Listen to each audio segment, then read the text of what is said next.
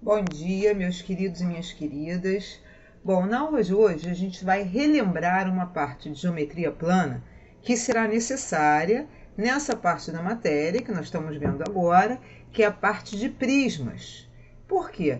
Dentro de geometria espacial, uma coisa muito importante vai ser a gente encontrar, a gente calcular as áreas total e lateral e área da base e o volume dos sólidos. E para isso, a gente vai precisar calcular as áreas das faces, ou melhor, a área de cada uma das faces. Para isso, a gente tem que relembrar de uma parte de geometria plana, que é o que a gente vai fazer agora. Bom, primeira coisa, quando a gente tem um quadrado, a gente tem uma propriedade importante no quadrado, que é o seguinte: as diagonais de um quadrado, elas são congruentes, elas são perpendiculares, ou seja, se eu traçar essa outra diagonal aqui, ó, ela é perpendicular à primeira, e a diagonal do quadrado é também bissetriz.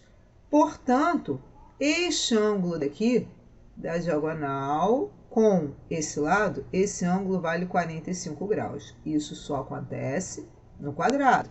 Se eu tiver um retângulo que não seja quadrado, né, porque a gente sabe que o quadrado é um caso especial de retângulo, mas se eu tiver um retângulo que não seja um quadrado, isso não acontece. A diagonal não é bissetriz, certo?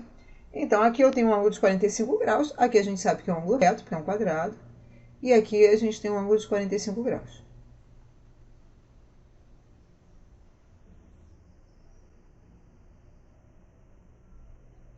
Vou chamar a diagonal do quadrado de Dzinho, e vou chamar o lado do quadrado de L. L e L. E aí, a gente vai encontrar o valor da diagonal em função do lado. Para isso, a gente pode fazer de dois modos. Ou a gente aplica o teorema de Pitágoras nesse ângulo retângulo, ou a gente usa o seno, ou o cosseno, ou a tangente de 45 graus. Tanto faz. Eu vou fazer pelo seno de 45 graus. Então, vai ficar assim, olha, seno de 45 graus vai ser igual a cateto oposto, que é o L, sobre hipotenusa, que é o D. E a gente sabe que o seno de 45 graus é raiz de 2 sobre 2. Daí, fazendo produto cruzado, a gente fica com raiz de 2D igual a 2L. Então, a diagonal vai ser 2L sobre raiz de 2. Vamos racionalizar. Para a gente racionalizar, a gente vai precisar multiplicar em cima e embaixo pela raiz quadrada de 2. Então, vezes raiz de 2 e vezes raiz de 2. Isso aqui vai ficar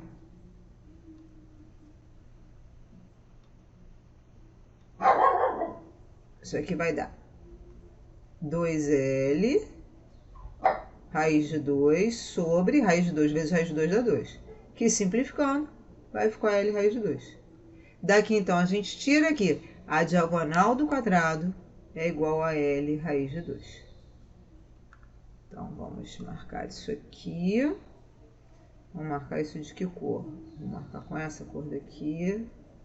Com marca-texto. Não, essa não tá bonita não, né? Vamos fazer em qual, gente? Vamos fazer no laranja. Pronto.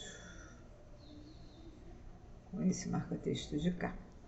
Então, a primeira coisa que você tem que saber aqui a respeito do quadrado é que a diagonal é L raiz de 2. E saber, claro, a área do quadrado, né? Que, na verdade, isso aqui todo mundo já sabe, isso aqui já está no sangue há muito tempo, né? Saber que a área do quadrado é o lado ao quadrado. A gente chama a área de S porque a medida da área é a medida da superfície. Por isso, a gente chama a área, ao invés de chamar de A, a gente chama de S, que é a medida da superfície. Então, a área do quadrado é igual ao lado ao quadrado. Vamos também chamar atenção para isso. Então, são as duas coisas que você tem que saber a respeito do quadrado. Beleza. Agora, vamos passar para um triângulo equilátero. Bom, triângulo equilátero é que tem os três lados iguais, né? Se o triângulo equilátero tem os três lados iguais, então, cada um dos ângulos do triângulo equilátero vale 60 graus. Então, a gente tem esse ângulo daqui, que é 60 graus, 60 e 60. Aqui eu tracei a altura do triângulo equilátero. A altura do triângulo equilátero, ela é também mediana, portanto, ela desce no ponto médio, e ela é também bissetriz, portanto, aqui a gente vai ter um ângulo de 30 graus. Primeira coisa que a gente vai fazer é calcular o valor da altura em função do lado, né? Aqui os três lados são iguais, porque o triângulo é equilátero, então a gente quer calcular a altura em função do lado. Para isso, a gente pode fazer isso utilizando o teorema de Pitágoras, porque aí esse cateto aqui desse triângulo retângulo vai ser L sobre 2, já que a altura é também mediana, quer dizer, já que ela está descendo aqui no ponto médio.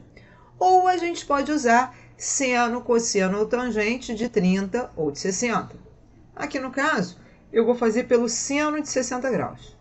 Então, eu vou ficar com o seno de 60 graus, vai ser igual ao cateto oposto, que é o H, sobre a hipotenusa, que é L.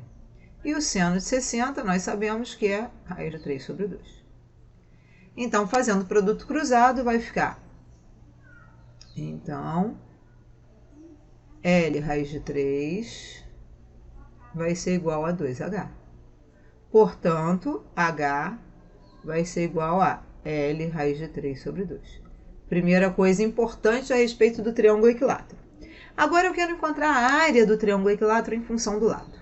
Bom, a área de qualquer triângulo é base vezes altura sobre 2.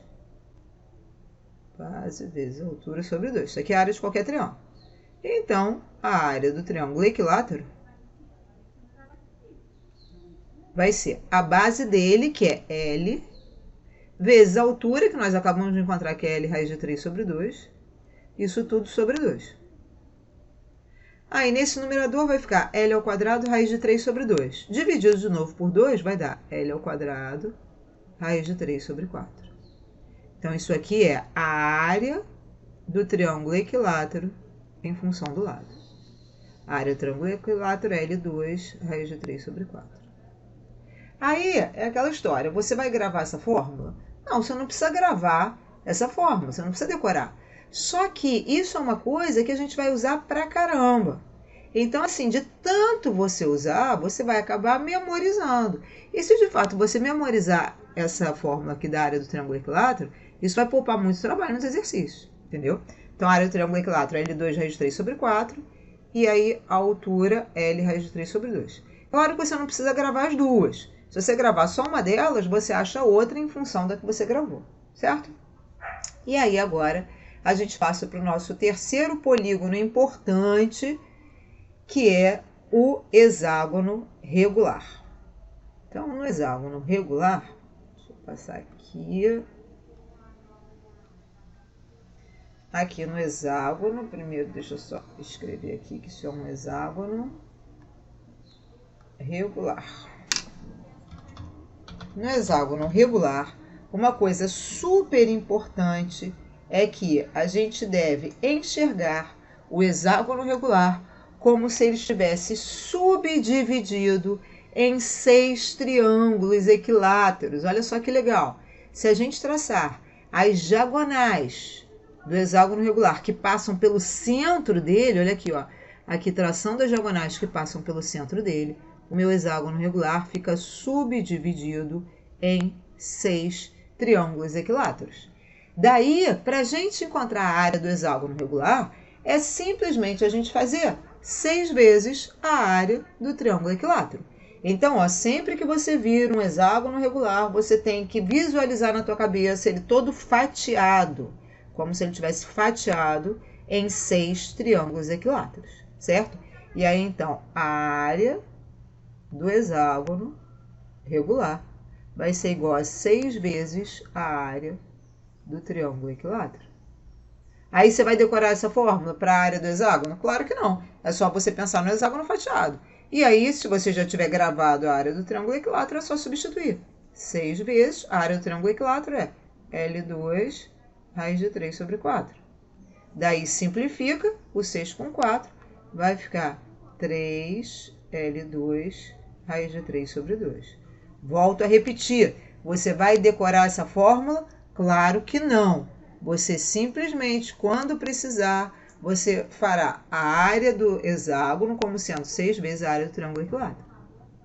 Vamos só chamar atenção aqui para isso.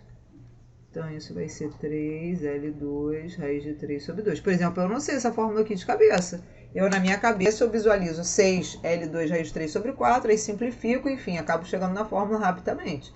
Mas, assim, decorar, claro que eu não decorei, né? Porque a gente tem que poupar espaço no nosso HD de memória, não é isso? A gente só decora aquilo que não tem jeito. O ideal é que a gente construa o raciocínio. Então, isso aqui, a área do hexágono. Bom, então, esses aqui são os pré-requisitos, quer dizer, são as coisas básicas que a gente precisa saber de geometria plana para a gente poder usar lá na geometria espacial, nessa parte de prismas que a gente está começando a ver agora. Claro que, além disso, a gente também precisa lembrar de lei dos cossenos. Vamos dar uma lembrada aqui na lei dos cossenos. Olha só, o que é a lei dos cossenos? A lei dos cossenos é justamente... Espera aí que eu peguei errado. A lei dos cossenos é justamente um teorema, lei ou teorema dos cossenos. É um teorema que a gente utiliza quando a gente precisa calcular um lado de um triângulo que não é retângulo. Porque se o nosso triângulo for retângulo, o que acontece? Se o triângulo for retângulo, a gente simplesmente usa seno, cosseno e tangente no triângulo retângulo, né? Que o seno é cateto oposto sobre hipotenusa, que o cosseno é cateto adjacente sobre hipotenusa e que a tangente é cateto oposto sobre cateto adjacente. No entanto, se o nosso triângulo não for retângulo, aí eu vou tentar desenhar aqui.